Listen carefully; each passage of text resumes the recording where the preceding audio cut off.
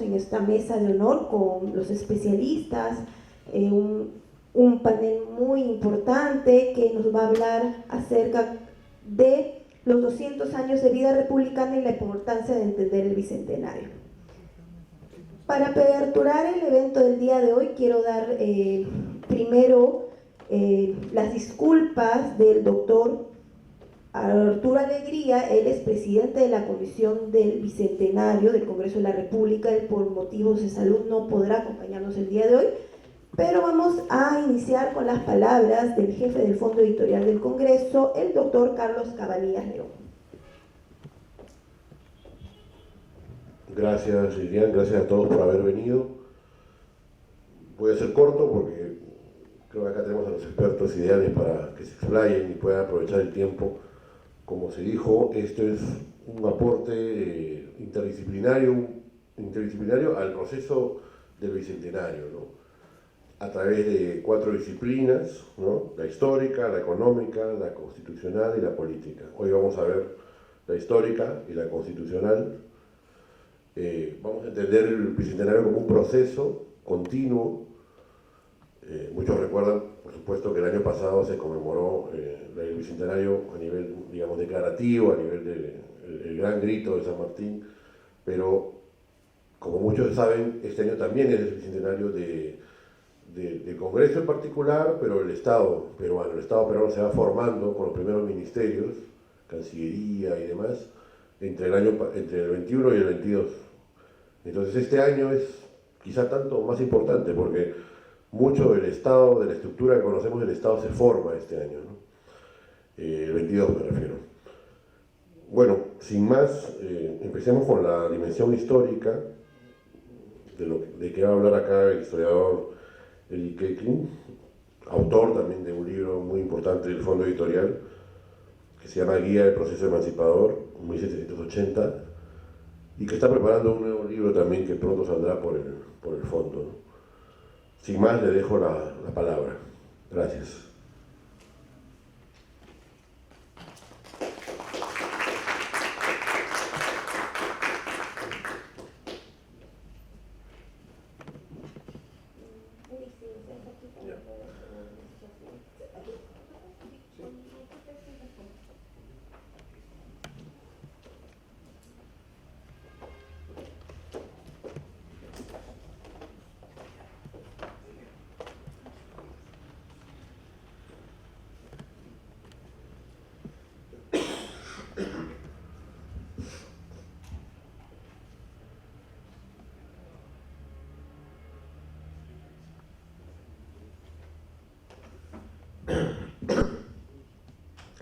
Muy buenas tardes y ante todo muchas gracias al Fondo Editorial del Congreso, al Congreso de la República, no solo por esta invitación a la cual me han invitado a hablar y exponer algunas ideas, pero también al esfuerzo que vienen realizando por darle apertura a un tema que creo que es muy importante para cada país, ¿no? Para cada nación que en algún momento fue independiente. Creo que la celebración de un centenario, un bicentenario, nos da la posibilidad de poder reflexionar sobre temas de gran importancia como lo es forjar y construir una nación, ¿no?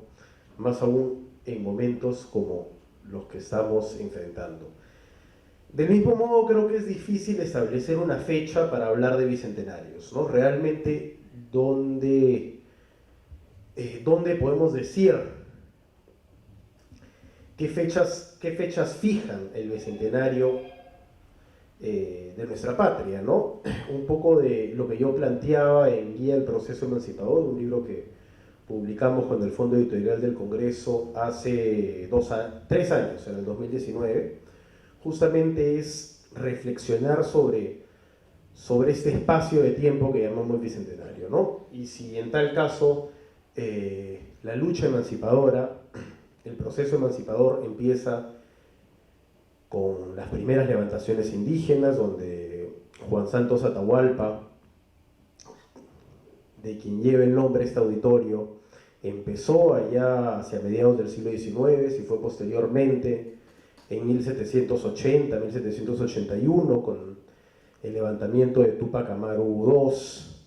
Podríamos también decir que realmente fue en 1824, ya que el 21 fue una fecha más simbólica y en el 24 realmente se dio la capitulación de Ayacucho, o incluso podríamos decir que no es posteriormente hacia la batalla del 2 de mayo que fija la última batalla en contra de los españoles, pero también el último intento de España de querer recuperar, reconquistar algún otro territorio en Sudamérica.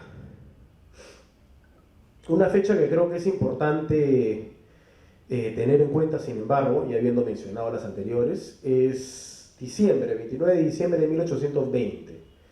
Creo que ese es la primera gran gesta emancipadora que se da en el norte del país, ¿no? Liderada por el Marqués de Torretagle, la independencia de Trujillo, ¿no? Incluso la batalla de Higos Urco, ¿no? Fue en junio del año siguiente, antes que San Martín proclamara la independencia de Trujillo, y eso además es la última batalla con la que se derrota al ejército español en el norte del Perú, en Amazonas. Bueno, creo que también es importante reflexionar no solamente en lo que simboliza el Bicentenario o la independencia del Perú en cuanto a la forjación de nuestra nación el día de hoy, pero también los cambios que han acompañado el Bicentenario, no solamente en el tema político, sino también en el económico y en el social, y para eso es indispensable reflexionar un poco sobre lo que era la sociedad del Bicentenario. Por un lado tenemos al clero, ¿no? Sobre todo los partidarios de la monarquía constitucional, que tenían esta gran influencia de coerción nacional, la clase, los peninsulares, que representaban a los españoles en el Perú, y fundamentalmente la clase criolla, ¿no? Que tenían esta gran idea de crear una nación en la cual las relaciones sociales, a través de la clase criolla, que muchos eran comerciantes, artesanos, terratenientes, que buscaban hacer un nuevo contrato social con quienes trabajaban para ellos, en contra de la esclavitud, en contra del tributo indígena, y por su parte, así como Bolívar lo hizo en Venezuela, poniendo de lado a los llaneros con las élites criollas, ¿no? Los llaneros quienes además estaban dispuestos a dar la vida por la corona española, y unificarlos junto a los criollos y a los revolucionarios liberales en este nuevo concepto de nación gran colombina. De cierta manera también lo hizo la clase criolla en esta búsqueda de crear un nuevo contrato social. Y dentro de estos grandes personajes criollos, creo que también nuevamente pienso en el Marqués de Torretagle, ¿no? Que incluso fue hasta Cádiz a participar en las Cortes de Cádiz con dinero de su propio bolsillo. El pueblo peruano no dejó de estar presente ni dejó de dar su opinión a lo largo de todo este proceso. Estaban quienes no querían estar ni con San Martín ni tampoco con Bolívar, ¿no? Habían quienes creían que debíamos seguir siendo parte de la corona española, habían quienes creían en una república y quienes estaban un poco más al medio, como San Martín, y querían una república constitucional. Claro ejemplo de esa división y preferencia por la corona española son las batallas de Junín y de Ayacucho. Por un lado, las tropas libertadoras estaban comprendidas de un 80% de soldados entre colombianos, venezolanos, chilenos, argentinos, y un 20% de soldados peruanos, ¿no? Y por el otro lado, las tropas realistas, veías que la realidad era completamente contradictoria. Casi el 95% de las tropas eran soldados nacidos en el Perú y alrededor de un 5% de soldados españoles. Y lo mismo sucedía en esta dicotomía, ¿no? Habían quienes no querían a San Martín y quienes no querían a Bolívar, ¿no? San Martín, por un lado, representaba intentos de querer crear una monarquía constitucional, ¿no? Hubo mucho rechazo hacia esto, también mucho rechazo hacia Monteagudo, además de revertir las libertades de negros e indos, y el tipo de gobierno que se estaba haciendo, ¿no? Un gobierno aristocrático, plebeyo, la nueva orden del sol, nuevos arreglos con terratenientes y con el Estado. Y por otro lado, la constitución que luego Bolívar quiso implantar en el Perú duró tan solo 3 meses, y al igual que San Martín, Bolívar tuvo que irse sin que perdurara su tan ansiada presidencia vitalicia. Unos años después, en la guerra de Jaén y Maynas, que hace Bolívar para quitarnos Jaén, Maynas, Cajamarca, que pertenecían a la capitanía de Quito, y Quito ya pertenecía a la Gran Colombia, pero esas zonas habían decidido pertenecer al Perú. Desde esa época ya existía ese problema fronterizo al cual todavía nos enfrentamos hasta hace unas décadas con el Ecuador. Por último, también creo que es importante, en vísperas de la conmemoración de un bicentenario, que no solamente es un bicentenario peruano, sino un bicentenario latinoamericano, porque comprende muchas otras luchas, con procesos que muchas veces eran completamente independientes unos del otro, como por ejemplo lo fue la independencia de Brasil, que fue un proceso completamente pacífico.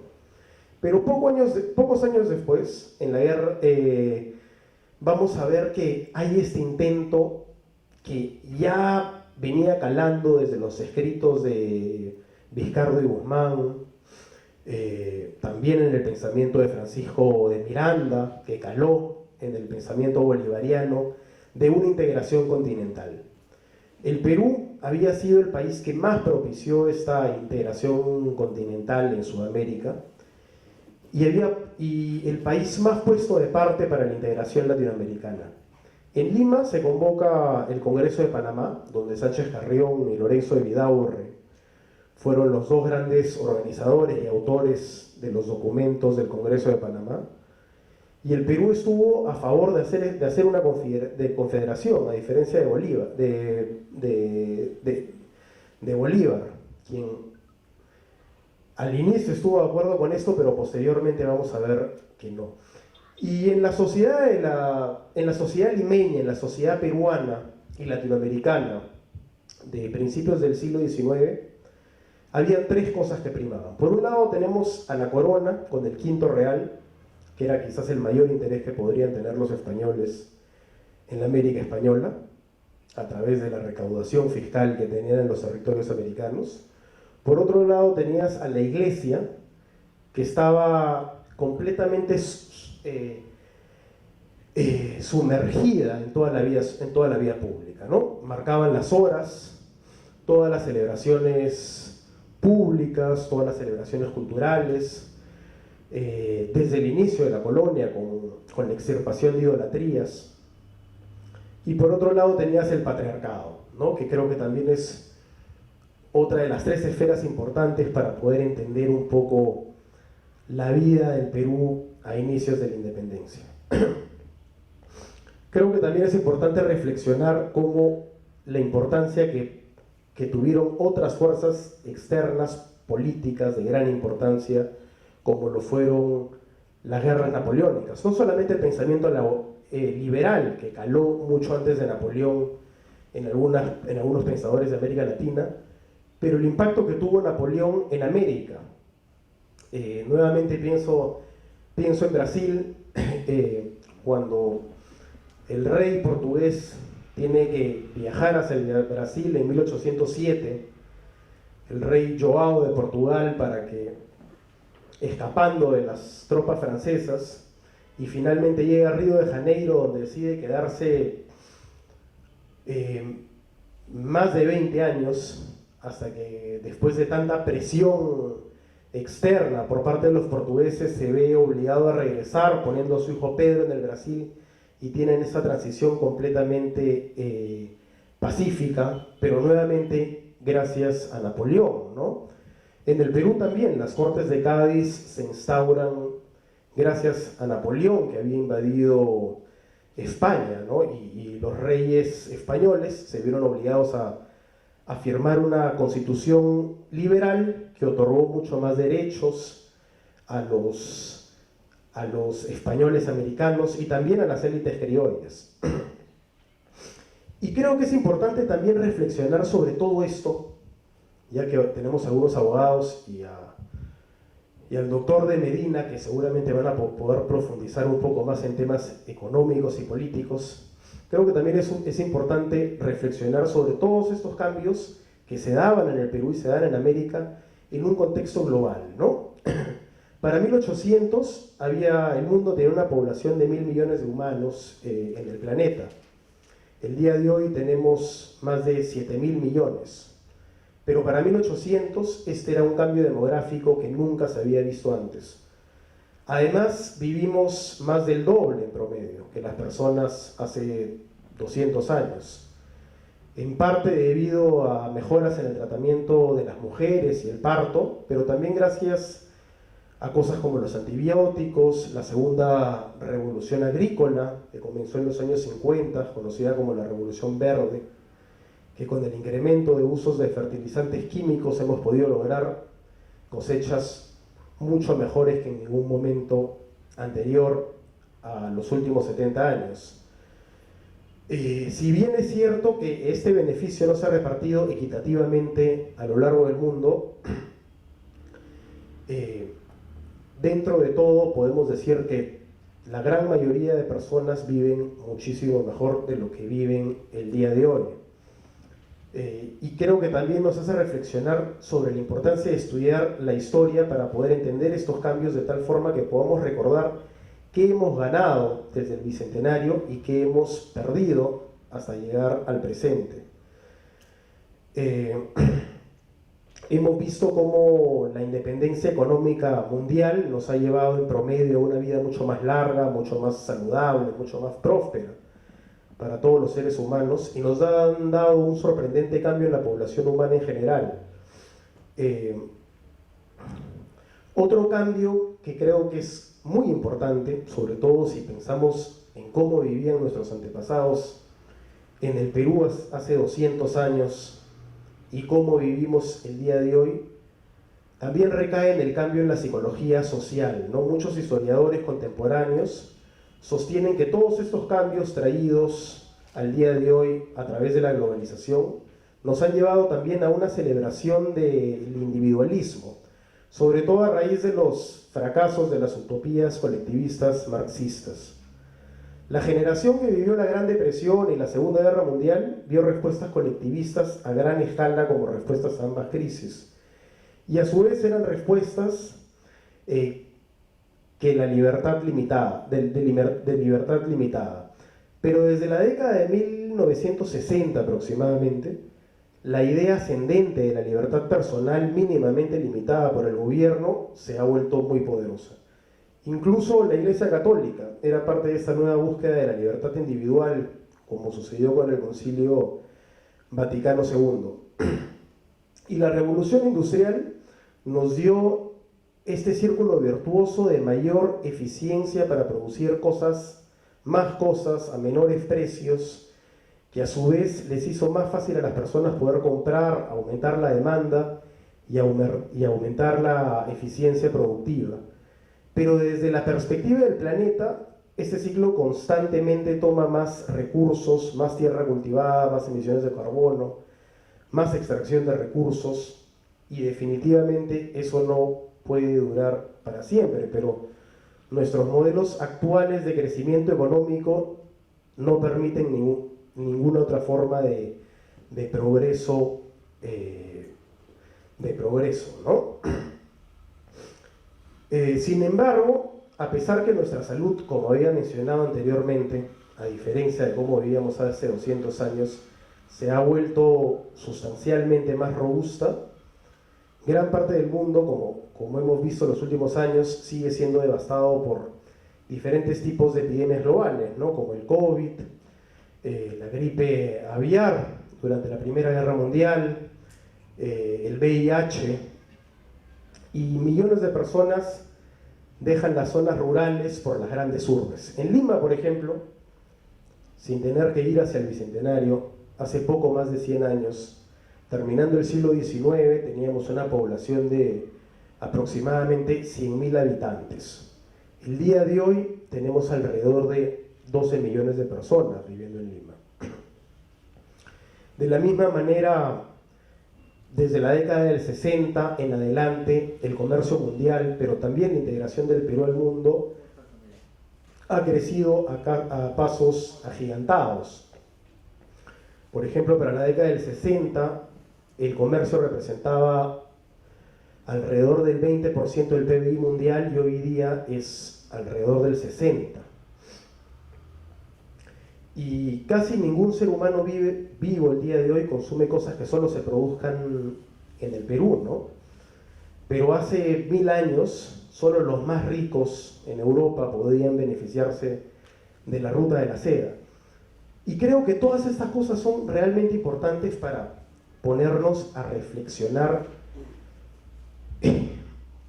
no solamente sobre la importancia que tuvo el Bicentenario para nuestra vida republicana, pero también hacia dónde vamos como nación, ¿no? En un mundo que constantemente está siendo más interconectado y más interdependiente, ¿no?, que nunca antes. Entonces creo que en forma de abrir ese foro, al cual nuevamente agradezco al Congreso de la República y al Fondo Editorial del Congreso por la invitación, creo que también es importante reflexionar sobre la importancia que tiene el Perú respecto a su apertura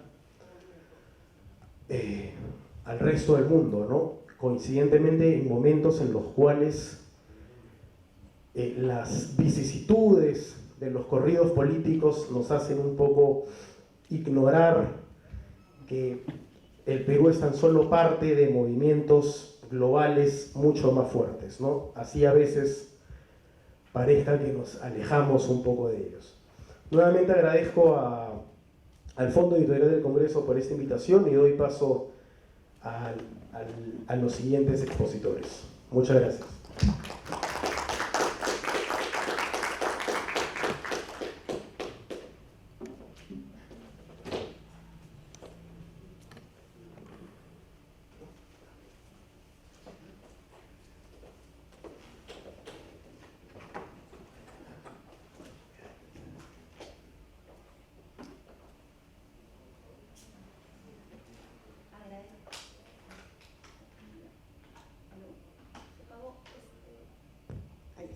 ¿Aló? ¿Sí me escuchan? Ya.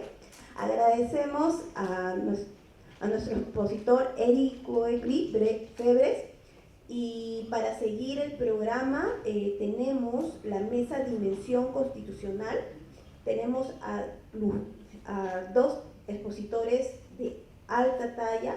Vamos a presentar a Lucas Jerzy Murillo. Él es abogado por la Pontificia Universidad Católica del Perú, con maestría en Derecho por la Universidad de Chicago. Se desempeña como docente de Derecho Constitucional y analista económico del derecho de diversas universidades de Lima. Asimismo, anteriormente estado como asesor jurisdiccional en el Tribunal Constitucional. Actualmente él impulsa el proyecto a la nueva Asamblea Constituyente, así que le vamos a dar un pase para que nos pueda comentar. A ver, ¿está bien desde acá o mejor desde el podio? Bueno, lo haremos desde la mesa, entonces. A ver, antes que nada, yo quiero realmente agradecer al Fondo Editorial del Congreso de la República por haberme invitado a formar parte de este panel. La verdad que a mí me honra poder estar en un panel con personalidades tan distinguidas, con el doctor García Toma, con Eric, que es amigo de hace muchos años, con el doctor Cabanillas León, con el doctor del Castillo, que está acá presente. Entonces, encantado de poder acompañarlos esta tarde. Yo quiero llevar a cabo algunas reflexiones sobre nuestra forma de entender el derecho, sobre nuestra forma de entender la Constitución. Quiero motivar de repente el debate, no decir las cosas estándar que se suelen decir en las clases de Derecho Constitucional o que ya se han mencionado muchas veces en las sentencias del Tribunal Constitucional, sino a lo mejor plantear algunas perspectivas diferentes, algunas perspectivas novedosas. Un primer tema que yo creo que es importante que nosotros tomemos en cuenta tiene que ver con la concepción que tenemos del derecho y la concepción que tenemos de la Constitución. A nosotros, cuando estamos en la Facultad de Derecho, a los abogados, nos venden el derecho como un producto totalmente separado de la historia, como un producto totalmente estático y no como un producto dinámico. Cuando llega un chico a primer ciclo de Derecho, lo primero que le dice el profesor, usualmente en la facultad, es que él puede ser positivista y que si no es positivista, va a ser justnaturalista. Pero sea la alternativa que se escoja, el derecho va a ser un elemento ahistórico determinado externamente por personas que no participan en realidad del mundo del derecho y además estático. Si uno es positivista, el derecho desciende de arriba hacia abajo a través de la autoridad, ¿no es cierto? Si uno es justnaturalista, el derecho desciende de arriba hacia abajo a través de la moral, de la axiología, de Dios, de algún elemento, digamos, que nos va a determinar desde afuera lo que es el derecho. Pero yo, la reflexión que quiero hacer con ustedes es que el derecho es muy probablemente un producto histórico. Que el derecho no es que lo vamos a crear como en un tubo de escape, sino que va a evolucionar. Todos los días lo vamos a construir un poco. Y nosotros en realidad, cuando nos queremos preguntar qué es la Constitución del Perú, tenemos que descubrir lo que es la Constitución del Perú. Puede haber una asamblea constituyente, puede haber un grupo de personas que en un tubo de escape quieran refundar el país, pero los peruanos y el Perú no es como peones en un tablero de ajedrez que podemos mover a voluntad, sino que somos el producto de un proceso histórico. Entonces el derecho, como decía Friedrich von Hayek, como decía Rudolf von Jhering en la primera etapa, como decía Carl Savigny, no se inventa, sino que se descubre. Y para determinar lo que es de verdad la Constitución, tenemos que estudiar la historia del Perú. Entonces, por eso yo reconozco la charla tan interesante que nos ha dado Eric hace unos minutos. Para ilustrar por qué yo pienso que el derecho no se crea, sino que se descubre, yo quiero recordar que la noción de constitución escrita es muy moderna. La primera constitución escrita fue, digamos, si hablamos de constitución escrita de un Estado soberano, la Constitución de los Estados Unidos, antes la Constitución del Estado de Connecticut, del Estado de Virginia, ¿no? Pero las constituciones escritas nacen a finales del siglo XVII. En cambio, si ustedes leen los grandes clásicos de la antigüedad, si leen a Aristóteles, si leen a Jenofonte, ahí ya se hablaba de la constitución de los atenienses, de la constitución de los espartanos. Es decir, puede existir sin constitución, puede haber una constitución que no sea una constitución escrita. ¿Qué era para Aristóteles la constitución de los atenienses? El derecho constitucionario de los atenienses, ¿no es cierto? ¿Qué era la constitución de los espartanos? El derecho constitucionario de los espartanos. ¿Cuál es el primer estado constitucional, el primer estado de derecho moderno? Sin duda alguna, es el Reino Unido, no es Estados Unidos. Pero la Constitución del Reino Unido no nace en un momento determinado, sino que se va desarrollando poco a poco, ¿no? Y la historia del desarrollo del constitucionalismo del Reino Unido también es muy interesante. En determinado momento, al comienzo de la Edad Media, los procesos judiciales se resolvían a través de fórmulas mágicas, las denominadas ordalías. ¿Quién era el ganador del proceso judicial? Quien derrotaba al adversario en un duelo, o quien podría caminar sobre unas brasas ardientes que se ponían en el piso, ¿no es cierto? No había un derecho racional, había un derecho sobrenatural.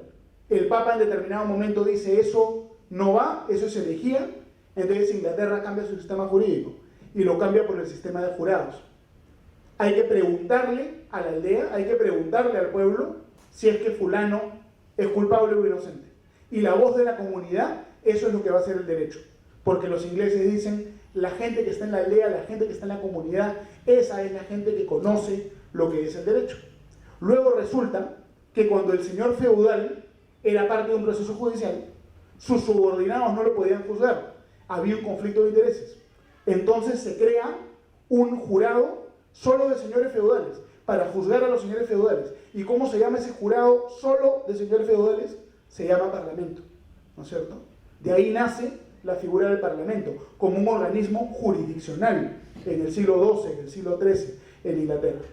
Y el parlamento, además de juzgar, se pone a legislar, se pone a pelear con el rey, y en ese devenir histórico, en determinado momento, que no sabemos exactamente cuál es, Inglaterra deja de ser una monarquía absoluta y se convierte en un país donde ya no prima la voluntad del monarca, sino donde priman las reglas. Entonces, puede haber Estado constitucional sin constitución escrita, y al mismo tiempo puede haber constitución escrita sin Estado constitucional.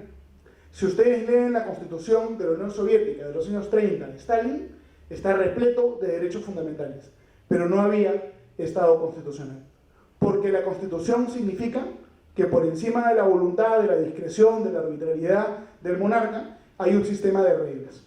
Y esas reglas son aquellas reglas que las personas consideran obligatorias, las reglas que tienen legitimidad. Nosotros no podemos reinventar un país arbitrariamente, repito, como si las personas fuésemos peones de ajedrez, sino que el derecho lo vamos descubriendo, lo vamos construyendo. Y esta es una primera idea que yo quería transmitir en esta presentación. Habiendo transmitido eso, ahora brevemente a la segunda idea. Cuando nosotros estudiamos los componentes de una constitución, las partes de una constitución, siempre podemos percibir que una constitución se divide en dos. Una parte que se refiere a los derechos fundamentales de las personas y otra parte que se refiere a la estructura del Estado. Y normalmente todo el énfasis de los cursos de derecho constitucional, de la gente en el discurso público, está en la parte de los derechos fundamentales. La parte de los derechos fundamentales nos parece la parte liberal, ¿no? La parte individualista, la parte que habla de la libertad de prensa, de la libertad de empresa, de la libertad de comercio e industria, de la libertad de expresión. Pero la pregunta que yo les quiero hacer ahora es, ¿cuál es realmente el alma? ¿Cuál es realmente el corazón, el núcleo duro de una constitución? ¿El reconocimiento de derechos fundamentales o la definición de una estructura del Estado que determine que no exista poder ilimitado, sino más bien poder limitado? Y yo creo que el alma de la Constitución es más bien la parte orgánica, sin desmerecer la importancia de la parte dogmática, ¿no? Pero la parte orgánica es probablemente la piedra angular de todo el sistema constitucional. Porque nosotros podríamos tener una Constitución que reconozca muchísimos derechos fundamentales, donde no haya Estado de Derecho, si es que no hay separación de poderes. Contrario sensu, si nosotros tenemos una Constitución que no reconoce muchos derechos fundamentales, pero que sí divide el poder, ahí la libertad y los derechos de la gente, de facto, van a terminar siendo salvaguardados.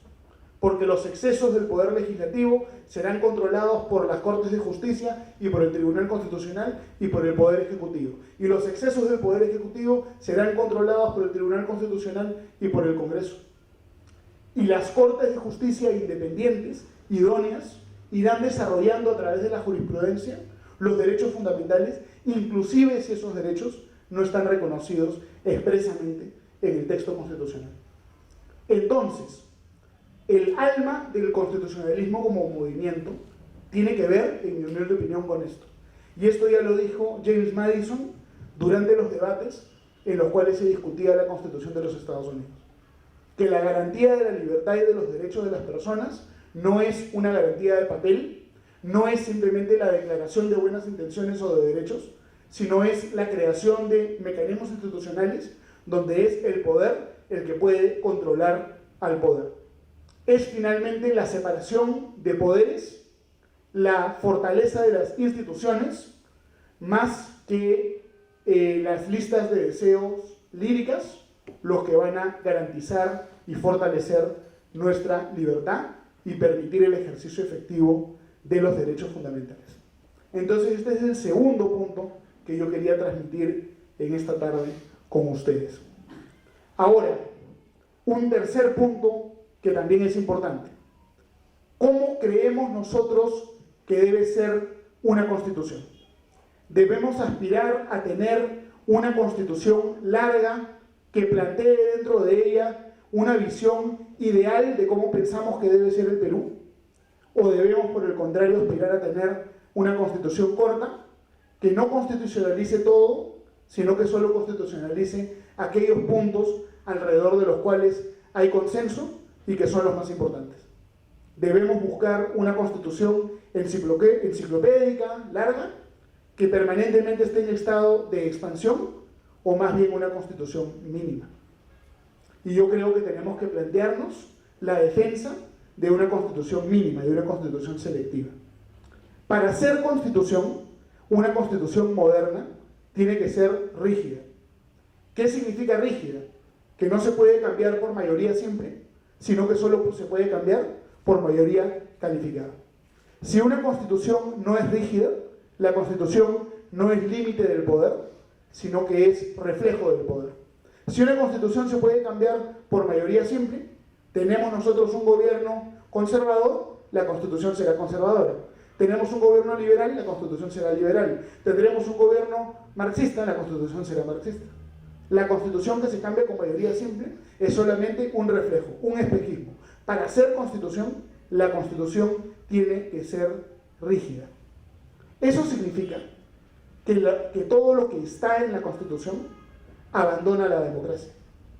Todo aquello que está constitucionalizado, que tiene un contenido determinado en la constitución, ya no está siendo objeto de debate en el Congreso, en la opinión pública, en la política pública, porque ya la Constitución lo definió. Si nosotros constitucionalizamos todo, lo que hacemos es atar de manos al Parlamento, atar de manos a la administración pública, eventualmente, atar de manos también a la sociedad civil. Yo una vez conversé, recuerdo, con una profesora de Derecho Constitucional argentino, y ella me dijo, ¿no? Lucas, yo hablo de todos los temas, yo soy una persona muy democrática, me gusta hablar de todos los temas. Y yo le dije, bueno, debatamos acerca del aborto. Y me dijo, no, yo no debato de ese tema porque es un derecho fundamental. Y bueno, le digo, bueno, entonces debatamos de la educación. Me dijo, no, tampoco debato porque es un derecho fundamental. Debatamos entonces de las pensiones. No, tampoco debato porque también es un derecho. Si todo es un derecho, nada es objeto de discusión democrática. Y termina siendo un corsé para el desarrollo de un Estado democrático. Hay un profesor de la Universidad de Oxford, George Sebelius, que tiene un trabajo muy interesante sobre este tema. Y George Sebelius ha determinado que aquellos países que tienen constituciones más largas son países que cambian más sus constituciones. Las constituciones largas tienden a ser constituciones más frágiles, que se cambian con mayor frecuencia, tanto desde el punto de vista de reformas parciales como desde el punto de vista de reformas totales. Además, los países que tienen constituciones más largas tienden a tener mayores niveles de corrupción y mayores niveles de pobreza y menor Producto Bruto Interno que los países con constituciones más cortas. Y esto tiene sentido.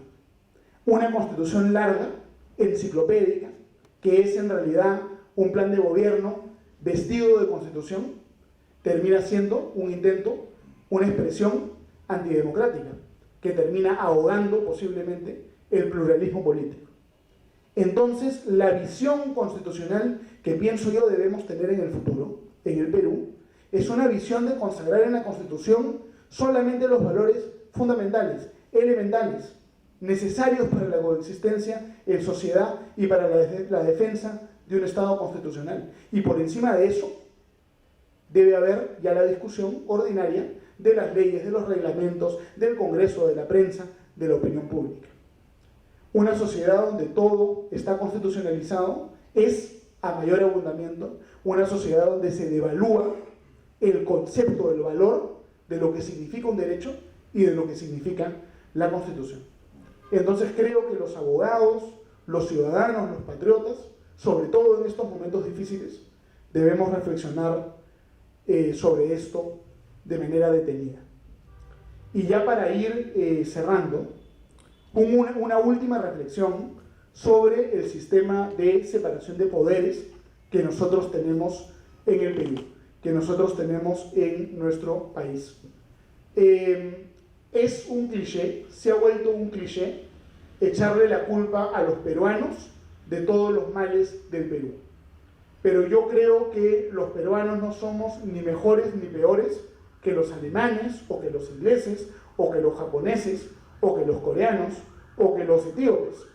El ser humano finalmente es similar en cuanto a sus rasgos más importantes, más elementales, ¿no? Si en el Perú no hemos logrado consolidar un Estado de Derecho sólido, probablemente eso se debe a que hay malas reglas en el Perú, no a que los peruanos seamos malos. Y yo tengo la seguridad que si nosotros impusiésemos en Japón, en los Estados Unidos, en Corea del Sur, las mismas instituciones que hoy día hay en el Perú, Japón, Corea del Sur, Italia, el país que ustedes quieran, pronto tendría también los mismos problemas que tiene el Perú. En el Perú tenemos que hacer una revolución institucional. Por ejemplo, el poder ejecutivo en el Perú tiene un poder inmenso sobre el poder legislativo. El principal legislador en el Perú actualmente no es el Congreso de la República, es el Poder Ejecutivo. Todos los días se publican, seguramente, muchas decenas de reglamentos que nadie lee, ni siquiera los abogados. El Congreso, cuando legisla muchas veces leyes de 2 o 3 artículos muy ambiguas, y luego es el Poder Ejecutivo, a través de la reglamentación, el que llena de contenido las leyes relativamente vacías que a veces aprueba el Congreso. Es decir, el elemento central de separación de poderes, en el cual es una institución la que legisla y la otra la que ejecuta, la que administra, se ha perdido en la actualidad. Algunos dirán que esto es inevitable, ¿no es cierto?, que ya tenemos que aceptar que el Estado administrativo está aquí, que la separación de poderes murió, pero yo digo, ¿por qué? Reevaluemos la separación de poderes. Limitemos las facultades normativas del Poder Ejecutivo. No puede ser posible que en el Perú el presidente de la República y el Poder Ejecutivo tenga permanentemente una bota en el cuello del Congreso de la República. El Poder Ejecutivo del presidente tiene siempre una bota en el cuello del Congreso, porque puede buscar cualquier excusa para hacer cuestión de confianza y forzar la disolución del Congreso. Este Congreso ha limitado un poquito la facultad del presidente para buscar maliciosamente la disolución del Congreso de la República. Pero esta es una figura que no debería estar en nuestro ordenamiento constitucional. En un régimen presidencialista, el Parlamento no se disuelve. Lo que ocurrió es que hubo una mala traducción. Bajo la Constitución del 79 se cerraba una Cámara, el Senado siempre permanecía. Entonces tenemos que restablecer la vigencia del principio de separación de poderes tan venido a menos en nuestro país. Por eso yo celebro el proyecto de ley para el restablecimiento de la bicameralidad. El Congreso, el Senado debería participar en el nombramiento de embajadores, de generales, de almirantes, en el nombramiento del jefe de INDECOPI, ¿no es cierto? Deberíamos nosotros buscar tener mecanismos mucho más transparentes para el nombramiento de jueces. Más transparente es lo que hace el Congreso de la República que lo que hace la Junta Nacional de Justicia. Deberíamos tener nosotros un Tribunal Constitucional cuyo mandato no sea de 5 años. Los magistrados del TC todo el tiempo andan prácticamente con el mandato vencido. Eso afecta a su independencia. Entonces necesitamos en el Perú un paquete muy agresivo de fortalecimiento de nuestras instituciones. Una revolución institucional. Todos los cambios que plantea, digamos, la izquierda radical para dinamitar las instituciones, tenemos que nosotros contestarlos con reformas ambiciosas que busquen dotar al Perú de reglas propias de un Estado de Derecho. Y espero que podamos todos juntos debatir una agenda profunda de fortalecimiento institucional en nuestro país.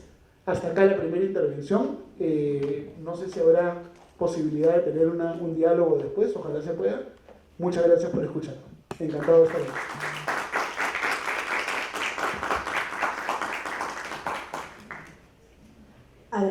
la participación del expositor Lucas Yersi Murillo. A continuación tenemos al doctor Víctor García Toma. Él es abogado y docente universitario, ha sido ministro de Justicia, fue también presidente del Tribunal Constitucional, así que le damos un fuerte aplauso. Muchas gracias, muy buenas tardes. Sean mis primeras palabras para agradecer al señor Carlos Cabanillas León, jefe del Fondo Editorial del Congreso de la República, por esta amable invitación y por la oportunidad de poder coparticipar con Lucas y con Eric en este cotejo de ideas en torno al Bicentenario. Habiendo transcurrido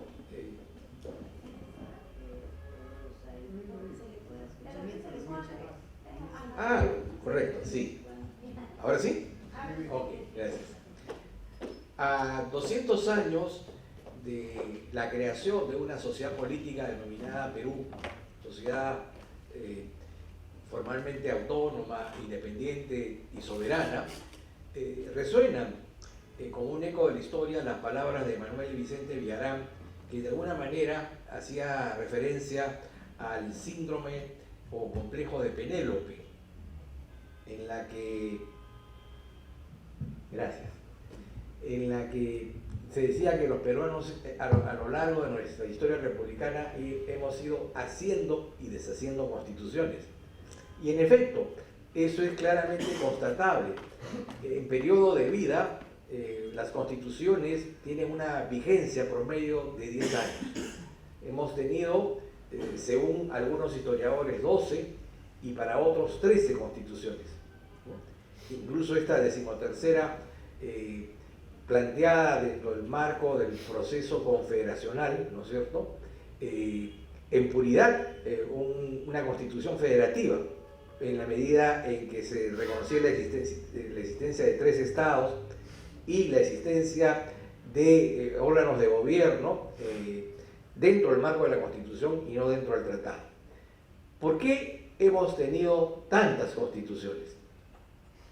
La primera de ellas, la de 1823, digamos que nunca estuvo vigente un solo día, porque el mismo momento en que se declaraba su vigencia, se establecía su suspensión para permitir el ingreso al país del general Bolívar, del libertador Bolívar, y para culminar el proceso independentista.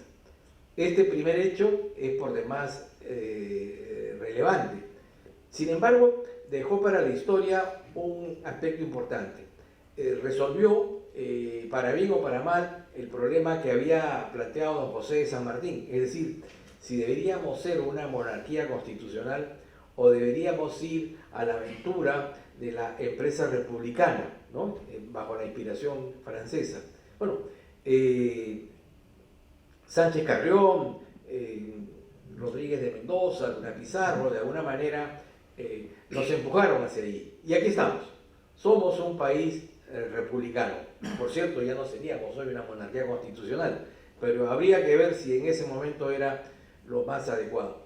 Tuvimos también una constitución pomposa, la de 1826, autodenominada por su inspirador como la Constitución Vitalicia, y que con crueldad la historia registra que es la constitución más breve de la historia del Perú. Solo duró exactamente 7 semanas.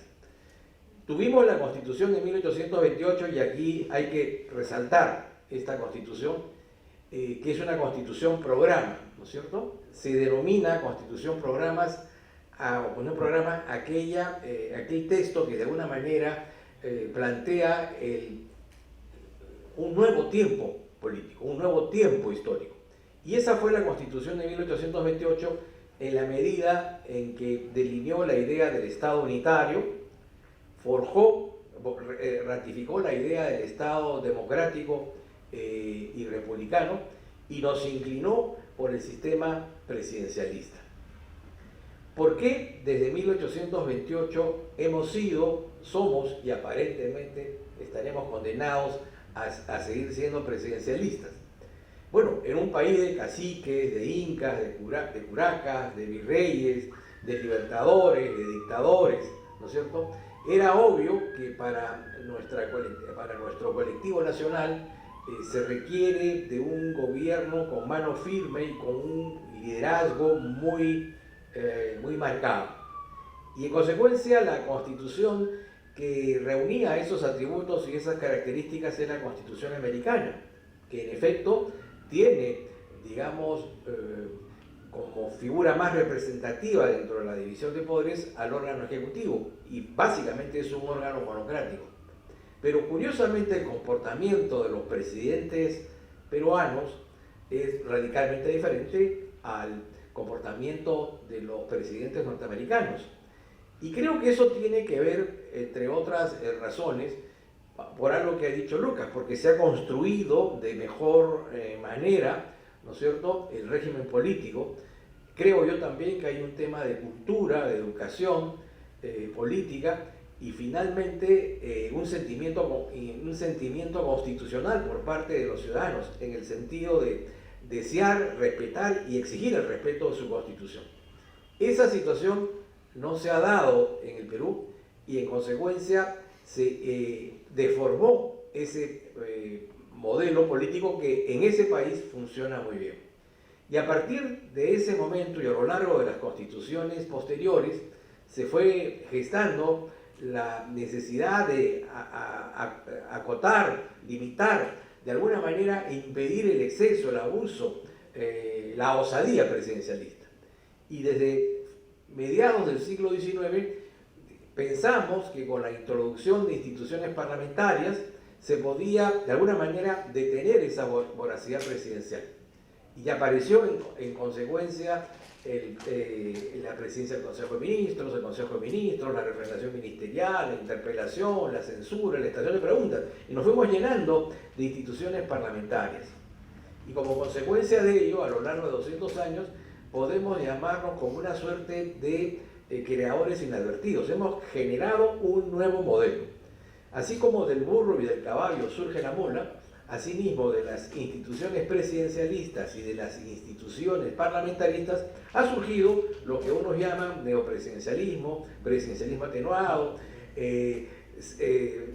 modelo mixto o compuesto. Podemos ponerle cualquier denominación, pero esta es una versión chola, ¿no? Es nuestra versión de lo que entendemos por régimen político. Y creo que lamentablemente estamos condenados a tratar de seguir, digamos, modelando esta ingeniosa pero inadvertida forma de establecer una forma de gobierno, porque no tenemos salida. No podemos regresar al presidencialismo puro, cuyas consecuencias ya conocemos, y no podemos dar el salto al parlamentarismo porque no tenemos un sistema de partidos políticos sólidos. No hay parlamentarismo sin sistema de partidos políticos. En consecuencia, ese será nuestro derrotero, por lo menos hasta el mediano plazo. En ese trajinar histórico aparece también la Constitución de 1979 como segundo faro y referente constitucional. Es también una constitución programa porque rompe de manera definitiva con las instituciones que hasta ese momento se habían forjado en el Perú.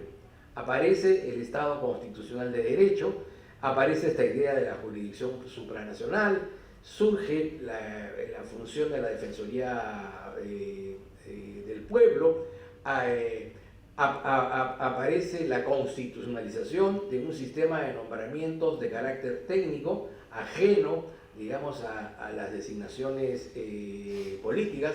Se declara la autonomía del Ministerio Público.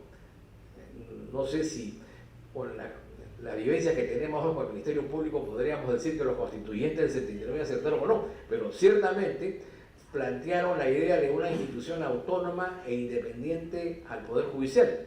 Y la lógica del legislador constituyente fue teóricamente acertada. Si queremos tener un poder, queremos tener una justicia, una impartición de justicia más cercana a la transparencia, más cercana al respeto a las reglas jurídicas, debemos dividir al Poder Judicial del Ministerio Público para que ambas instituciones mutuamente se se controle. Esa fue la idea, ¿no es cierto? Independizar al Ministerio Público para que controlara el Poder Judicial y este a su vez al Ministerio Público. En los últimos años hemos visto que más bien a veces actúan como Batman y Robin, ¿no? Sobre todo en los casos que se han dado últimamente, el caso Odebrecht, no se nota la figura de control entre el juez y el fiscal, sino que parece que jugaran en pared, ¿no es cierto? Y no necesariamente para atender asuntos de estricta justicia.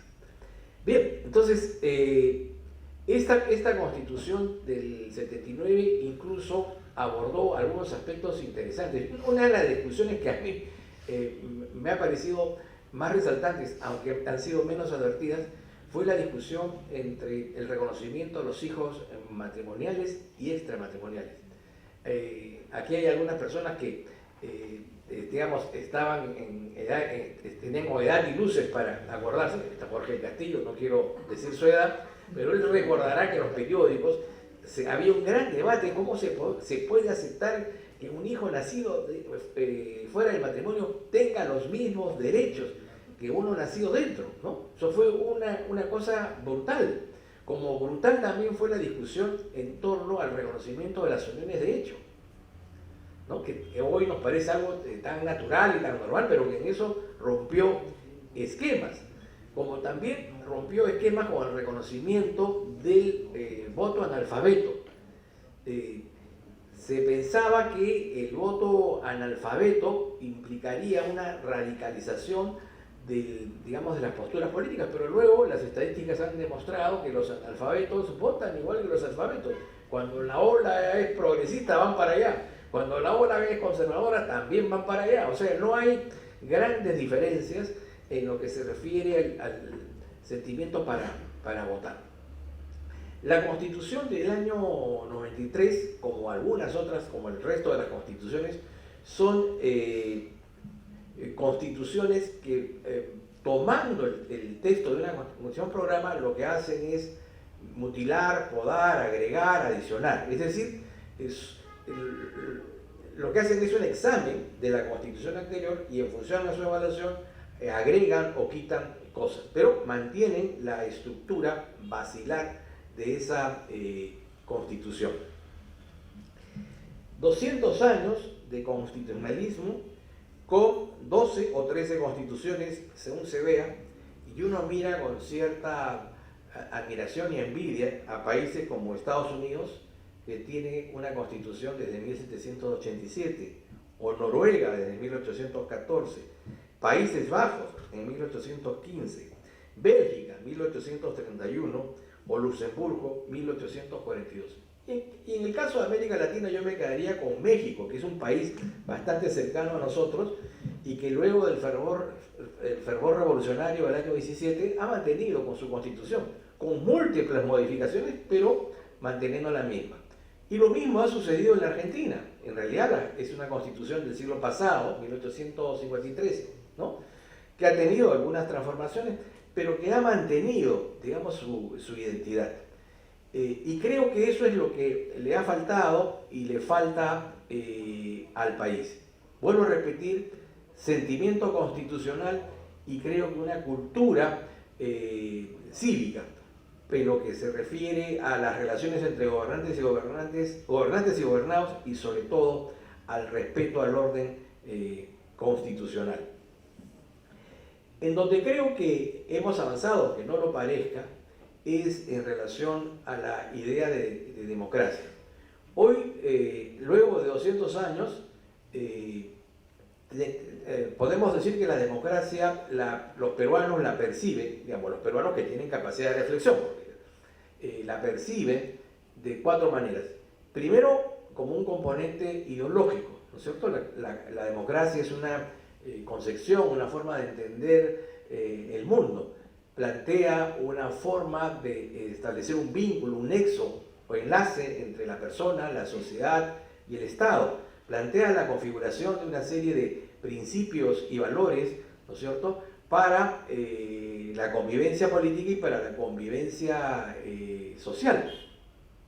Y en esa línea creo que a punta de golpes de Estado, autogolpes y, digamos, gobiernos mediocres, hemos ido aprendiendo o estamos aprendiendo de que es imposible que en un país como el nuestro no aceptemos ideas básicas como el de la libertad personal, la igualdad ante la ley, el derecho del principio de mayorías con el respeto a los derechos de las minorías, el que podamos resolver nuestros conflictos, ¿no es cierto?, como un deseo, como una aspiración, en un marco de respeto a la idea ajena, a la posibilidad de generar mecanismos de colaboración, de concertación, ¿no?, de cooperación.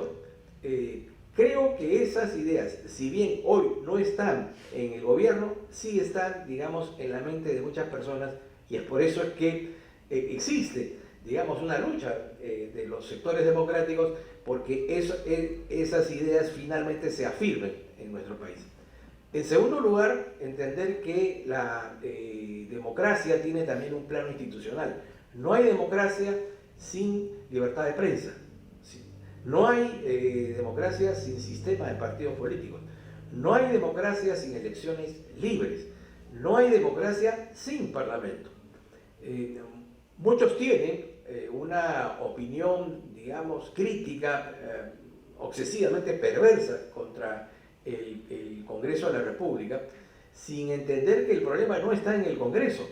El problema está en los elementos que se generan alrededor del Congreso, que tiene que ver con el sistema de representación, que tiene que ver con la manera como funcionan los partidos políticos, que tiene también que ver con cierto desgano, cierto desdén de los ciudadanos al momento de sufragar, que no, digamos, advierten con claridad la responsabilidad del sufragio, pero que además el Parlamento está azotado por una serie de factores que le impiden ser plenamente representativo. Uno de ellos es que los medios de comunicación, por su fuerza, por su potencia, por su vigor, han desplazado el debate político. Hoy las grandes discusiones ya no se dan en el Parlamento, se dan pues en los sedes de televisión, se dan en las radios, en los canales de televisión. Entonces, no hemos logrado, ya no digo como Parlamento, sino como sociedad, recuperar el debate público en el escenario que debe darse, que es el escenario de quienes representan a la ciudadanía. Un segundo elemento que conspira contra el Parlamento es el tema del proceso de descentralización. Antes un parlamentario en su región, en su circunscripción, era, digamos, una persona plenamente representativa. Pero hoy no, porque como existe el alcalde, existe el gobernador, que tienen fuerza, que tienen poder, que tienen la capacidad de gastar, ¿no es cierto?, hace que la figura del parlamentario sea una figura decorativa. Y el tercer elemento, pues evidentemente, es el voto preferencial, digamos, le ha bajado el nivel y la calidad al Parlamento. Pero, insisto, en una democracia, el Parlamento es un elemento insustituible. En tercer lugar, la democracia tiene un plano programático. Es decir, que va acompañado de un conjunto de planes, programas y acciones que están vinculados con la vida política, la vida económica y la vida cultural de los pueblos. Y finalmente tiene un plano cultural en donde creo que hemos avanzado mayormente. Yo recuerdo que mis relaciones con mi padre eran relaciones paterno-filiales, eran autoritarias, en el buen sentido de la palabra. Uno iba, por lo general, un chico de clase media baja, tenía dos momentos en que recibía regalos, ¿no?, o tres: el cumpleaños, la Navidad y el 28 de julio, que era el mes en que había las gratificaciones, ¿no? Ahí nos tocaba algo. Pero no veníamos pues por el cuento de que yo quiero una zapatilla de marca. El padre compraba el producto, ¿no es cierto?, que era adecuadamente barato, ¿no es cierto?, o no era, digamos, el precio, calidad y sobre todo durabilidad del producto. Te metían un chacabuque, pero ya estabas, ¿no es cierto?, ya con eso tenías para todo el año. Hoy esa situación no se da. Uno, digamos, a los 18, 19 años, cuando empezaba a salir, le ponían hora tope 11, 12, si el padre decía 1 de la mañana, ya es un degenerado, ¿no? Ahora los muchachos ya no dicen que van a salir. El padre pregunta si piensa regresar, ¿no?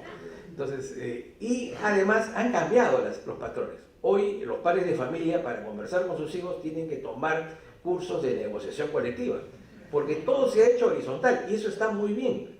Lo mismo en el caso de la relación conyugal, ¿no es cierto? Hoy ya es indiscutible que las mujeres son las que han tomado la batuta y han desplazado, por razones lógicas, en capacidad de poder a los varones. Todo eso, sin embargo, yo lo veo desde un signo positivo, la democracia. Esta democracia que no la estamos plenamente viviendo en el plano político, pero que la tenemos en la cabeza, la tenemos como idea, como marco, como referencia, estoy seguro que en términos breves podrá ser recuperada con el esfuerzo de todos, de las derechas y de las izquierdas. No pueden haber aquí exclusiones.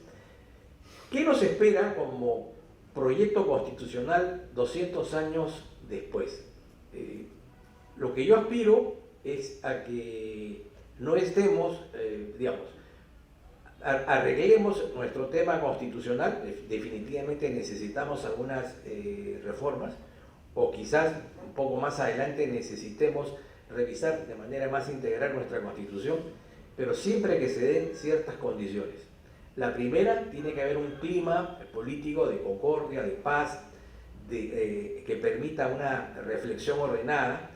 Tiene que haber un tiempo en donde la economía, digamos, camine, digamos, sin andaduras, ¿no? Es decir, que podamos afrontar un debate sin generar un temor, un miedo a quienes, a través de la inversión, promueven puestos de trabajo y, evidentemente, con la generación de bienes y servicios generan impuestos con los cuales se hacen las obras públicas. Podamos tener partidos políticos, digamos, más firmes, colegios profesionales, podamos elevar el nivel de la clase dirigente en la discusión y fundamentalmente mejoremos nuestros niveles de representación. Creo que cuando tengamos esos elementos podemos volver, digamos, a pensar en la posibilidad de tener un último texto, digamos, más o menos firme en el tiempo. Y sobre todo, olvidarnos un poco del gran digamos, error de nuestros constituyentes que han hecho lo que criticaba justamente José de Larraover, ¿no? Ser ecos de ecos y reflejos de reflejos. El país del trasplante y la copia. El país en donde miramos la solución de nuestros problemas copiando las instituciones extranjeras. Sin querer, por supuesto, hemos empezado a crear nuestras propias instituciones, para bien o para mal. Hablábamos hace poco de nuestro régimen político. Lo mismo sucede con y con eso termino, lo mismo sucede con el tema del control de constitucionalidad. Nosotros no tenemos un control concentrado ni difuso. Nuestro sistema de control es un control sinérgico. El Parlamento hace control de constitucionalidad. El Poder Judicial hace control de constitucionalidad. El Tribunal Constitucional hace control de constitucionalidad. El Jurado Nacional de Elecciones hace control de constitucionalidad. Y los árbitros también hacen control de constitucionalidad. Eso no sucede en otro país, solo sucede en el nuestro. Eso no está en ningún libro. Lo hemos hecho nosotros en la búsqueda tenaz de algún día poder decir que en el Perú respetamos plenamente los principios, valores y disposiciones de la Constitución. Si ese deseo se cumple, muy bien, que surjan estas instituciones chichas que luego adquirirán, ¿no es cierto?, como lo ha sido con nuestra música, con esta música, digamos, objeto de exportación y de envidia. Muchas gracias, muy amable.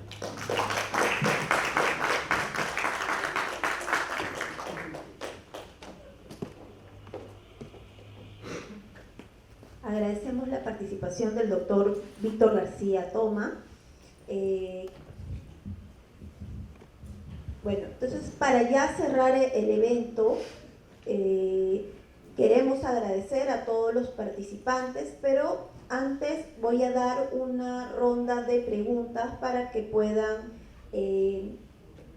preguntarles algo a nuestros expositores y poder ya cerrar el evento. No sé quién quisiera tomar la palabra.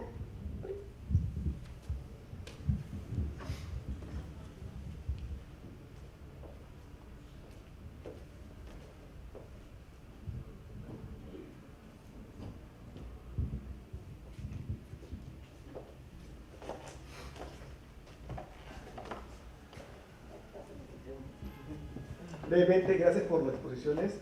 Quería preguntar tanto al doctor Gersi como al doctor García Toma qué opinan sobre la ley Mordaza, ¿no? Y no solamente verlo desde una perspectiva coyuntural, sino también una perspectiva de, generalmente, cuando el Ejecutivo ve apeligrados sus intereses, ataca a la libertad de prensa, ¿no? Y esto también visto con el aspecto de la libertad de información, que es un derecho constitucional, ¿no?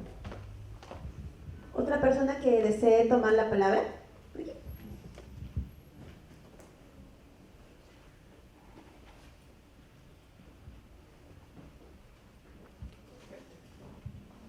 Buenas tardes a todos los ponentes, muchas gracias por esta magnífica ponencia. Una pregunta para todos, de tanto el campo político como del derecho. ¿Ustedes consideran que los cambios de constituciones que ha tenido el país han sido más por motivos políticos que por motivos prácticos? Tomando, por ejemplo, el cambio que hizo Leguía en el 19, o el cambio que hizo en Sánchez Cerro en el 31, o el cambio de la constituyente del 79. Y una pregunta más, a ver quién quiere la última pregunta, por favor, alguien que desee participar. Doctor, las chicas no desean una pregunta a las damas, por favor. Están tímidas. Buenas tardes, no quería desaprovechar la participación de tan ilustres invitados.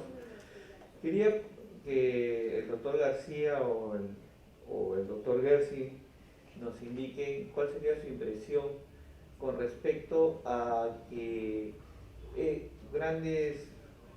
muchas personas pertenecientes a una cultura oral se sienten desplazados en las constituciones que son básicamente escritas y sienten de que ellos no están involucrados porque sus maneras y sus costumbres no están contempladas en ellas, ¿no? Tenemos muchas culturas orales que tienen ciertas maneras de administrar justicia que son mucho más dinámicas y mucho más rápidas, que cuando se les presentan procesos que son muy largos y que no tienen efectividad, se sienten frustrados y le echan la culpa a un Estado básicamente escribal que les niega la posibilidad de obtener una justicia que no les es rápida, una justicia con la cual no se identifican.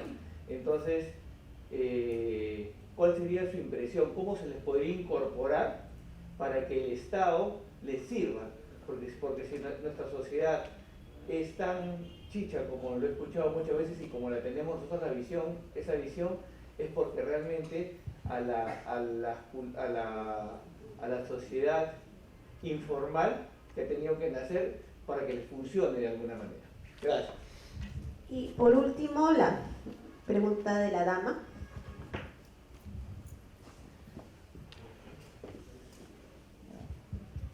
Buenas tardes. Sí, la pregunta es, se ha hablado mucho sobre la libertad de expresión, ¿no? Pero ¿qué pasa cuando esta libertad de expresión se excede? O, sobre todo en este régimen, ¿no? Que vemos que hay un canal que es del Estado y que pertenece a todos los peruanos. ¿Qué pasa cuando, haciendo uso de la libertad de expresión, estos servidores públicos, porque trabajan para un canal del Estado, no informan con la verdad?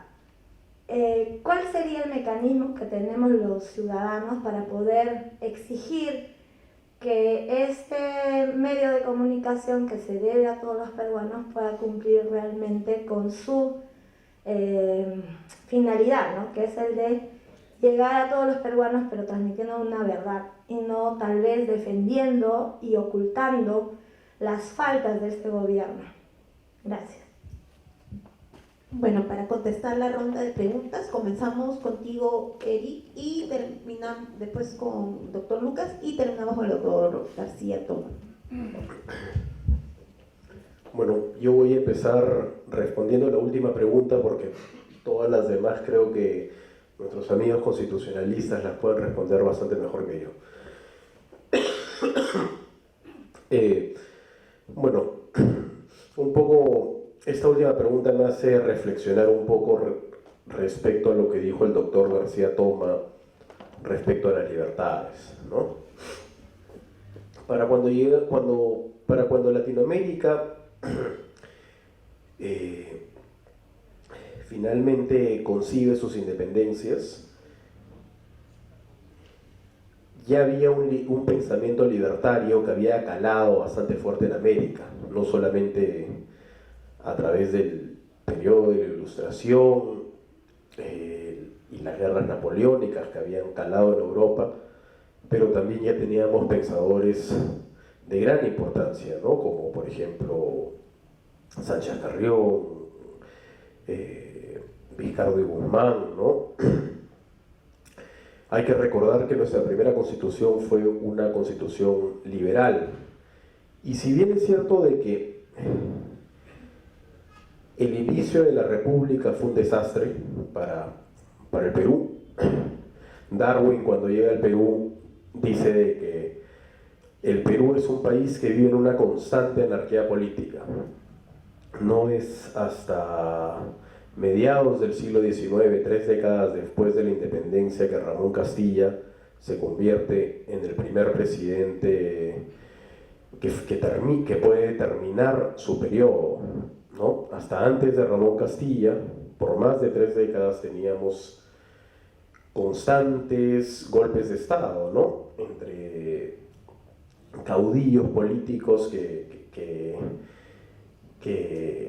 estaban dispuestos incluso hasta formar pequeñas legiones de soldados y revoltosos y ir a tomar Palacio de Gobierno para que 2, 3, 5 meses después otra persona haga exactamente lo mismo, ¿no? Entonces, si bien es cierto de que el inicio de la República fue caracterizado por un periodo de inestabilidad, anarquía y crisis institucional, hemos visto cómo poco a poco ha habido un progreso, ¿no? No solamente de Castilla para adelante, pero posteriormente con Pardo vamos a ver el primer presidente civil, y a pesar de eso el siglo XX en América Latina se caracteriza por hombres militares fuertes que han gobernado y muchas veces suprimido las libertades y la democracia.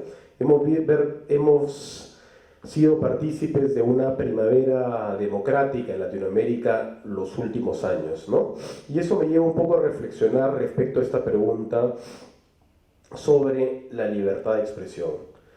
Si bien es cierto de que por los recientes acontecimientos políticos podemos pensar que nuestras libertades se puedan ver constreñidas, limitadas, creo que la tecnología, así como la tecnología ha significado el gran cambio civilizacional de la mano con la globalización, que realmente es lo que caracteriza los últimos 200 años de historia, creo que también se aplica para estos casos de la libertad de expresión.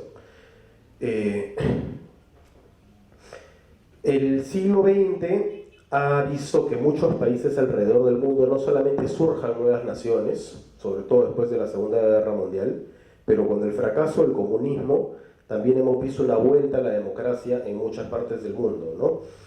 En Latinoamérica, por ejemplo, en México para el 53 las mujeres iban a poder sufragiar, en Perú recién en el 55, pero eso también va a traer muchos cambios consigo, y nuevamente la tecnología creo que es un factor fundamental para asegurar las libertades y la libertad de expresión más allá de las restricciones institucionales políticas que una sociedad se puede enfrentar. Yo recuerdo que hace más de 10 años visité Cuba y el día de hoy no solamente todos los cubanos se están levantando en contra de la dictadura, pero todo el mundo lo puede ver, ¿no? En Corea del Norte, donde no hay internet, los últimos 5 años han estado llegando miles de USBs con películas hechas en Hollywood todos los años, ¿no? Y creo que la libertad en un contexto, en una sociedad postmoderna, en una sociedad con una infraestructura completamente, con una infraestructura social completamente digitalizada, abre las puertas para mayor libertad de expresión, ¿no? Y creo que eso también es algo que nuevamente conmemorar, reflexionar sobre el Bicentenario, creo que también nos da la posibilidad de reflexionar no solamente hacia dónde estamos yendo respecto a cualquier cambio institucional, político, legal, pero hacia dónde estamos yendo como sociedad. Yo creo que más allá de cualquier intento que el gobierno pueda tener con intención de querer suprimir las libertades, el día de hoy hay mayor libertad de expresión que nunca, ¿no? Independientemente del tinte político que pueda tener cualquier gobierno. Como decía el doctor García Toma, hoy día los debates políticos no solamente se dan en el Congreso de la República, se dan en la televisión, pero también se dan en Twitter, ¿no? Y estos aparatos tan increíbles que nos hacen ver lo que está pasando en Cuba y hace que gente, no solamente en La Habana, pero en Cienfuegos, en Matanzas, se levante y proteste en toda la isla y cause una preocupación global por lo que puede estar sucediendo. También sucede en el Perú, donde estos maravillosos aparatos donde podemos almacenar toda la colección de la Biblioteca de Alejandría o todas las composiciones que Bach pudiese haber compuesto en nuestros celulares, también son una herramienta política que el día de hoy nos llevan a tener en esta infraestructura social, digital, tener muchos más mecanismos que nunca antes respecto a las libertades de expresión, y creo que si algo quizás se pueda tumbar a un gobierno el día de hoy, más que cualquier otra cosa, es la fuerza que esta infraestructura digital nos da como sociedad, ¿no? Además del hecho de que tenemos muchísimo más acceso a información que en ningún momento en nuestra historia nunca antes visto, ¿no? Creo que esa es una pequeña reflexión respecto a cómo es que la libertad de expresión ha evolucionado los últimos 200 años, ¿no? Cuando realmente quienes podían votar y ejercer su derecho al sufragio eran hombres criollos, blancos, con un patrimonio importante, educación universitaria y una renta fija, ¿no? El día de hoy creo que simplemente si miramos el sufragio desde 1955 para adelante, es completamente distinto a la realidad que nos enfrentábamos hace 200 años. Y lo mismo respecto a las libertades individuales, pero también al derecho de poder expresarnos como ciudadanos, que es fundamental, no solamente para una democracia, pero también para forjar el concepto de una nación. Gracias.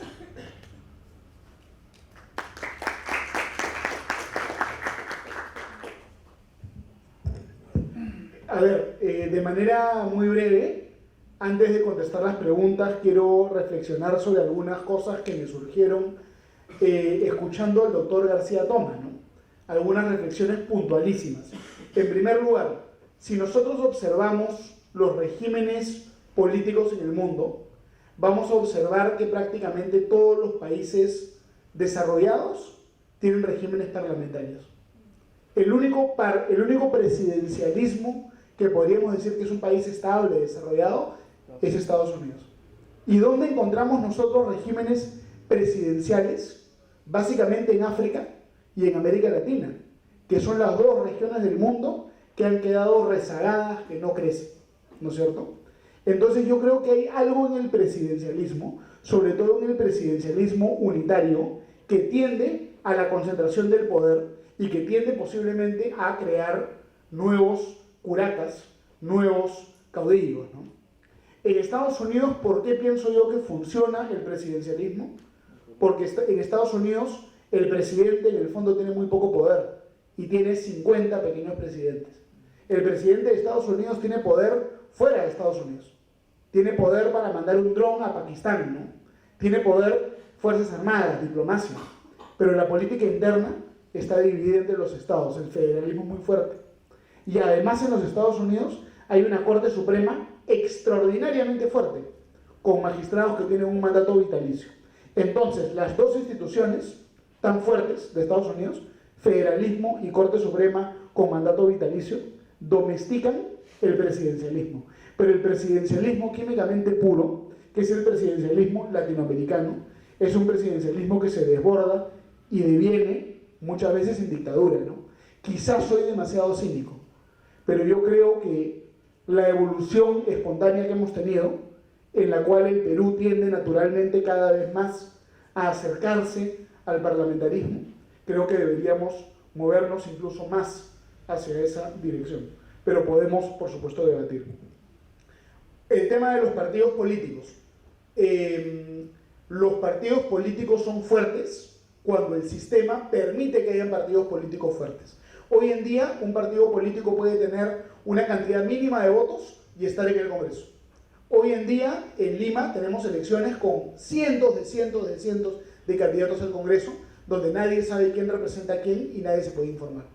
Lo idóneo sería partir el Perú en distritos que escogen 2 congresistas cada uno, binominales, o un congresista cada uno, uninominales, y ahí sí tenemos elecciones con pocos candidatos, cada peruano sabe quién lo representa, y ahí hay partidos políticos fuertes. ¿Por qué tiene Estados Unidos e Inglaterra un sistema de partidos políticos fuertes? Porque tiene distritos uninominales. ¿Por qué tiene Italia o el Perú partidos políticos débiles? Porque tienen representación proporcional. Entonces, para que haya un sistema de partidos políticos fuertes, se requiere reformar el sistema electoral, ¿no? Que de hecho en este Congreso ya se ha presentado también un proyecto de ley para reformar el sistema electoral. Ahora, brevemente, a discutir las preguntas. Se preguntó, ¿no? ¿Qué pasa cuando un canal de televisión reporta noticias que son falsas? La libertad de expresión se basa en la idea del mercado de las ideas. Se ponen un montón de noticias, permitimos que la gente investigue, que reporte, que informe, ¿no es cierto? Y luego es la opinión pública la que termina discriminando lo verdadero de lo falso. Si no nos arriesgamos a poner encima de la mesa algunas cosas falsas, de repente tampoco vamos a saber nunca las cosas verdaderas, ¿no es cierto? No puede haber censura previa. Si hay alguien que reporta algo falso y sobre la base de esa falsedad se sufre un daño, que se pague pues una indemnización, ¿no? Pero la censura no puede ser previa y la opinión pública ex post es la que descubre lo que es verdadero y la que descubre que es falso, lo que es falso. Entonces así funciona el mercado de las ideas, que de hecho eso lo dijo Oliver Wendell Holmes, magistrado de la Corte Suprema de Estados Unidos, en los famosos casos que crearon toda la doctrina moderna sobre libertad de expresión, ¿no? Entonces eso con relación a ese tema. La ley Mordaza yo creo que es inconstitucional, se olvida que el derecho penal es de última ratio, se olvida que el derecho penal es fragmentario. Si se aprobase esa ley, podría criminalizarse a los periodistas y a los dueños de medios de comunicación. Además, tenemos que darnos cuenta que la información para ser reservada tiene que cumplir una finalidad, la reserva. Tiene sentido que yo mantenga en reserva la identidad de un menor de edad que ha sido objeto de una agresión sexual, por ejemplo. Tiene sentido que yo mantenga en reserva el nombre de un testigo, que si yo comento el nombre del testigo lo pueden matar. Pero hay información de interés público que no cumple ninguna finalidad, mantenerla reservada. La publicidad es la regla general, la confidencialidad la excepción, y la confidencialidad tiene que ser debidamente justificada. Entonces no podemos decir que todas las investigaciones per se presumen confidenciales, porque si fuese así, los peruanos todavía no sabríamos que existe el Club de la Construcción, no sabríamos que existe el Lavajato, no sabríamos nada de Saber y Villaverde, no sabríamos nada de nada, y nos enteraríamos de las denuncias de corrupción 10 años después, o 15 años después, o nunca. El periodismo moderno se basa en la filtración. Eso lo ha dicho también la Corte Suprema de Estados Unidos, en el famoso caso de los Pentagon Papers. Entonces, ponerse como un cruzado en contra de la filtración es destruir la libertad de expresión, destruir el periodismo moderno.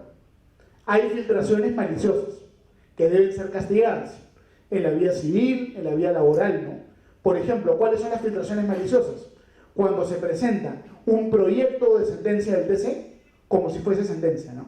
Y se dice, el TC decidió declarar fundada, cuando no ha declarado fundada, sino que recién al día siguiente lo va a discutir, ¿no? Esa filtración perversa, que lo que busca es presionar al organismo jurisdiccional, esa filtración debe ser castigada con despido del que filtró, ¿no es cierto? Pero el que filtra información de interés público para que el Perú lo sepa, esa es una filtración que no está generando daño, más bien está cumpliendo una finalidad social, ¿no? Entonces hay que diferenciar y no debería entrar el derecho penal de ahí. Hubo una pregunta sobre la cultura oral versus la escrita, ¿no? Muy interesante. La Constitución peruana reconoce desde hace mucho tiempo, el doctor García Toma me corregirá, creo que desde la Constitución del año 20, a las comunidades campesinas, e inclusive reconoce la autoridad jurisdiccional de las comunidades campesinas. Entonces, el Perú está abierto al pluralismo jurídico, y creo que ese es un acierto del constitucionalismo peruano. Es verdad que el sistema de justicia en el Perú es lento e ineficaz, y eso estimula a la gente que es canalla, le quita seguridad a la propiedad y hace que la gente vaya a la informalidad.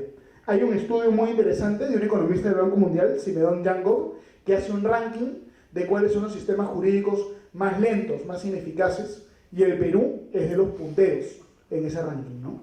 En este estudio, por ejemplo, el profesor Jangov evalúa, ¿no?, cuánto te demoras en un juicio de desalojo a nivel mundial y cuánto te demoras cobrando un cheque a nivel mundial.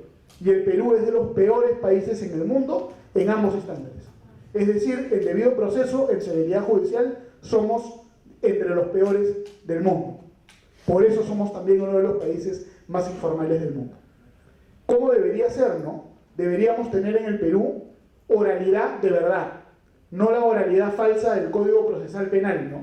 Que te dicen que es oralidad, pero no es oralidad, y inicia un juicio, lo suspenden 10 veces, ¿no? O no una oralidad falsa que al final todo esté en un acta. Deberíamos tener de repente juicios por jurados y de verdad juicios que comiencen y terminen dentro de una semana.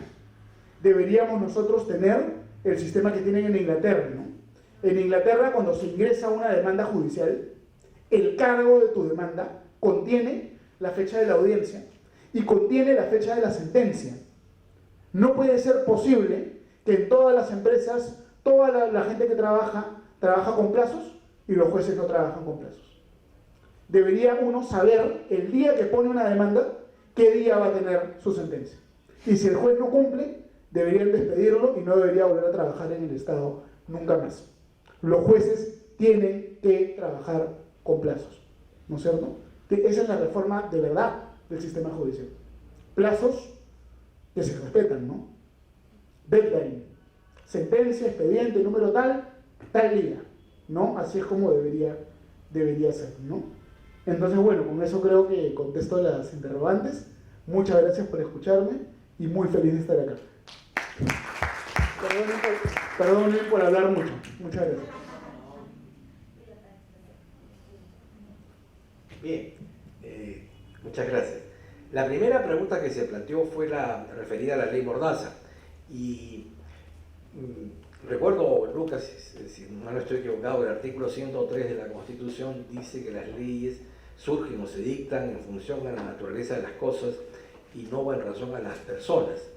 Bueno, esta ley Mordaza ha sido promovida por el gobierno, que personificado en el titular del poder está siendo objeto de una investigación bastante seria e histórica, porque es la primera que se lleva a cabo a un presidente de la República.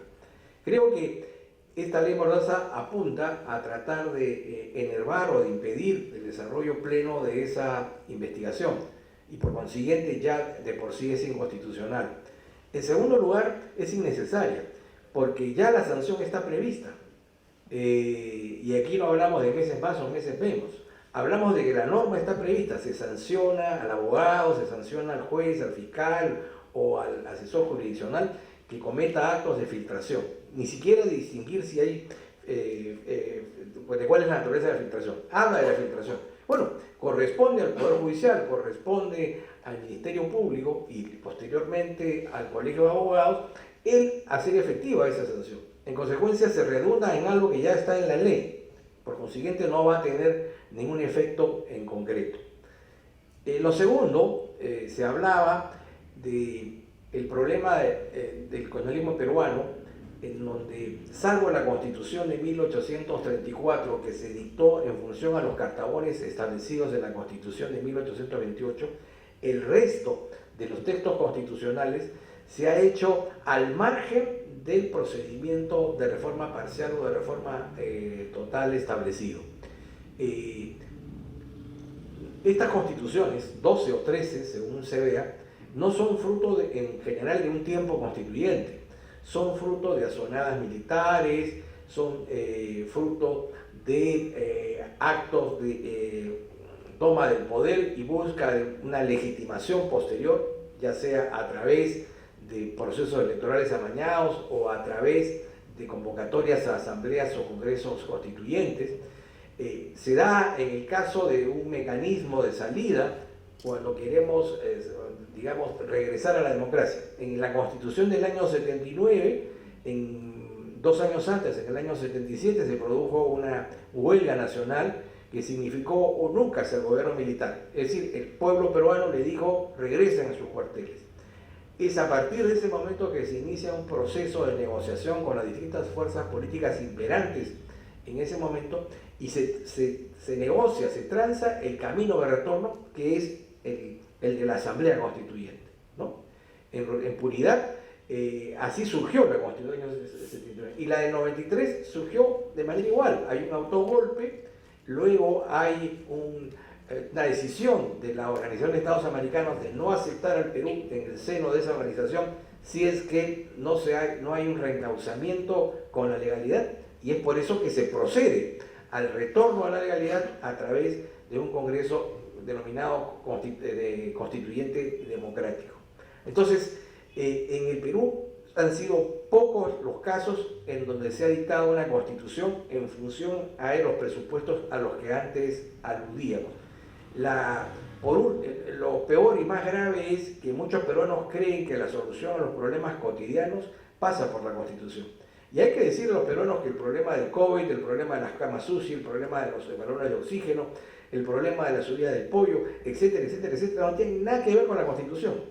Son totalmente ajenos al tema de la Constitución. Y sin embargo, intentamos resolver esos problemas que son de gobierno cambiando el texto constitucional.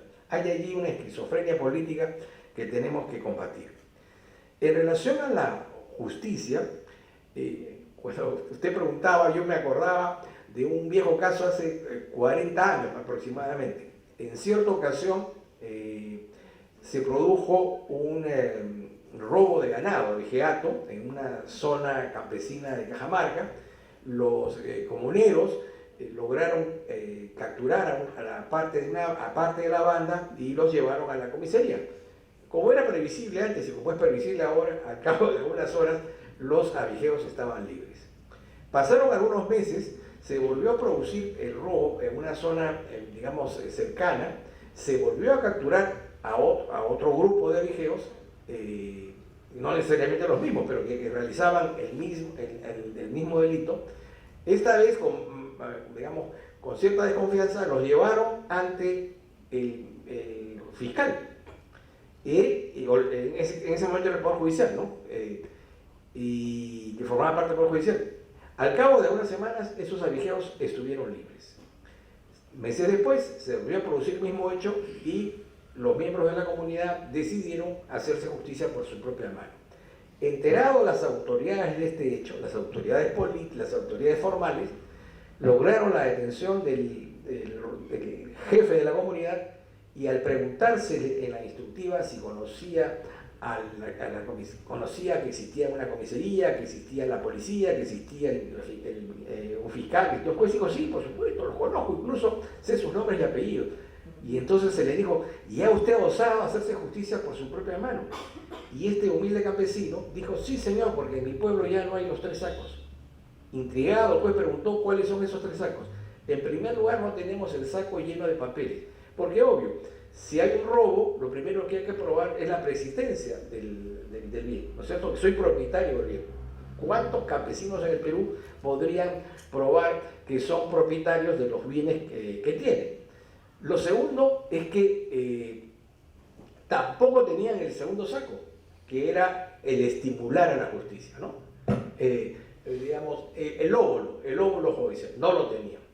Y lo que es peor, dijo el señor, ya no tenemos el tercer saco. ¿Cuál es el tercer saco? La paciencia, ¿no? Creo que el gran problema entre la justicia occidental y la justicia, digamos, de las comunidades campesinas y nativas, de las otras percepciones, no pasa tanto por la diferencia en las percepciones de la justicia, sino en el fracaso de la justicia occidental de poder brindar un servicio que de alguna manera satisfaga, ¿no es cierto?, los requerimientos de la población en su conjunto. Entonces, en relación a la justicia, ni los que vivimos en el mundo plenamente occidental estamos conformes con el Poder Judicial, y por supuesto mucho menos los que están más lejanos a él. Entonces, ahí tenemos un serio problema. Y finalmente, en torno al Canal 7, yo debo confesar que a mí me gusta el Canal 7. Quizás la parte que menos me gusta es la parte de los noticieros, en donde ya no sé ese Estado, ese gobierno. Y sí creo que en efecto hay una información, digamos, más timorata en lo que se refiere a la crítica. Pero en términos generales, tenemos la suerte en el país de que tenemos una pluralidad informativa, ¿no? Hay quienes van desde Willax hasta Canal 7. Y eso es lo importante, que tenemos la oportunidad de escoger qué canal queremos escuchar o qué radio qué canal queremos ver o qué canal queremos escuchar. Yo no, en ese aspecto no me quejaría porque creo que está funcionando la libertad de prensa y compramos y escuchamos lo que más se acerca a nuestras convicciones y a nuestros intereses, ¿no? Muchas gracias, ha sido muy amable.